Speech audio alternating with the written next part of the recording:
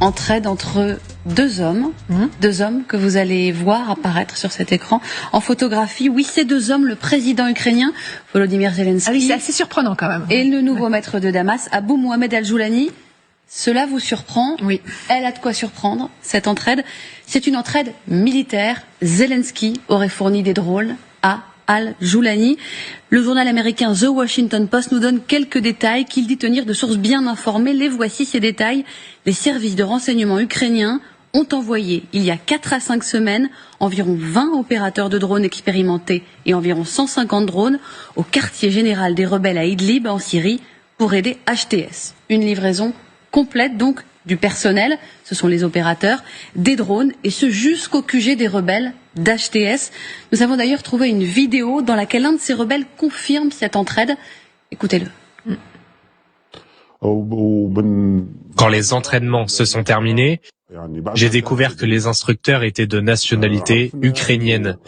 Ils préparaient les plus jeunes à utiliser des drones kamikazes sur les positions des forces russes présentes en Russie.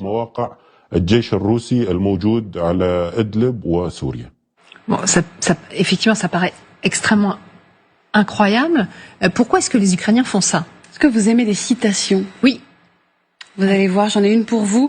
Rien ne renforce plus l'amitié qu'un ennemi commun. Vous la connaissiez? Non. Elle est de Frankfurt Moore, ouais. Un journaliste écrivain irlandais né au 19e siècle. Il n'a pas passé la postérité, je vous l'accorde. C'est vrai. Mais sa petite maxime, si. Elle est universelle et en plus, elle traverse les frontières.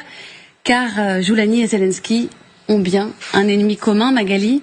La Russie. La Russie. Évidemment, la Russie qui a apporté une aide décisive au régime Assad à partir de 2015.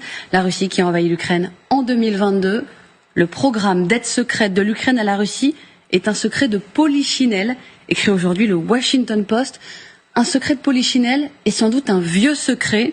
Au mois de juin dernier, le Kyiv Post publiait des informations obtenues auprès du renseignement ukrainien. Dans cet article qui vient d'apparaître sur cet écran, il écrivait que depuis le début de l'année, les rebelles syriens soutenus par des agents ukrainiens ont infligé de nombreuses frappes aux installations militaires russes présentes dans la région. L'escadron spécial ukrainien en action s'appellerait Khimik.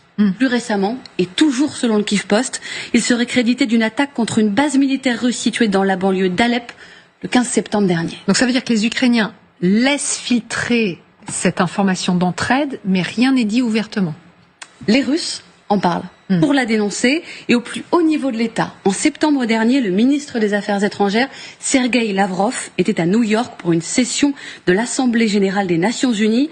Face aux journalistes, il avait affirmé que les Ukrainiens avaient des liens avec HTS et qu'il les aidait à préparer, je cite, des provocations. Côté ukrainien, c'est moins direct.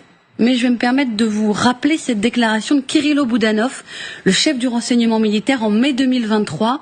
Nous avons tué des Russes et nous continuerons à tuer des Russes partout dans le monde jusqu'à la victoire totale de l'Ukraine. Partout dans le monde, donc jusqu'en Syrie, visiblement. Effectivement, Lavrov à l'ONU, ça ne nous avait pas interpellé à l'époque. Effectivement, le groupe HTS, on n'en parlait pas vraiment.